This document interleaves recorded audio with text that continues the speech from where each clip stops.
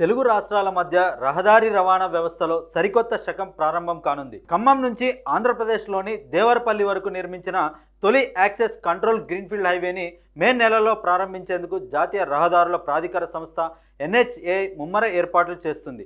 ఈ 4 వరుసల రహదారి అందుబాటులోకి వస్తే ప్రయాణ సమయం గణనీయంగా తగ్గనుంది. హైదరాబాద్ నుంచి విశాఖపట్నం వెళ్లే వారికి ఈ రహదారి ఎంతో ప్రయోజనకరంగా మారనుంది.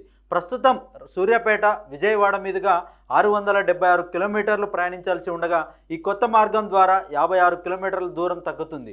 మొత్తం 162 కిలోమీటర్ల పొడవున 4451.87 కోట్ల వ్యయంతో ఈ రహదారిని అత్యాధునిక ప్రమాణాలతో నిర్మించారు. 95% పనులు ఇప్పటికే పూర్తయ్యాయి. ఈ హైవే అనేక ప్రత్యేకతలను కలిగి ఉంది.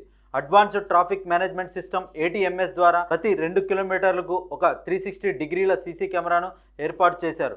అతివేగం, సీట్ బెల్ట్ పెట్టుకోకపోవడం, రాంగ్ రూట్లో ప్రయాణించడం వంటి ఉల్లంఘనలను ఈ కెమెరాలు గుర్తించి ఆటోమేటిక్గా చలాన్లు జారీ చేస్తాయి. రహదారిపైకి ఎక్కడి నుంచి ఎక్కడి వరకు ప్రయాణించారో ఆ దూరానికే టోల్ వసూలు చేస్తారు. ఇందుకోసం కేవలం 9 చోట్ల మాత్రమే ఎంట్రీ ఎగ్జిట్ పాయింట్లను ఏర్పాటు చేశారు. ప్రయాణికుల సౌకర్యార్థం ప్రతి 50 కిలోమీటర్లకు ఒక చోట హోటళ్లు, వాష్రూమ్లు, పెట్రోల్ బంకులతో కూడిన వే సైడ్ ఎమ్యూనిటీస్ నిర్మిస్తున్నారు. రోడ్డుపై ఉన్న QR కోడ్ను స్కాన్ చేయడం ద్వారా సమీపంలోని పోలీస్ స్టేషన్, పెట్రోల్ బంకుల వివరాలు తెలుసుకోవచ్చు. రహదారి పొడవునా సోలార్ ప్యానెల్స్తో కూడిన ఆటోమేటిక్ లైటింగ్ వ్యవస్థను ఏర్పాటు చేశారు.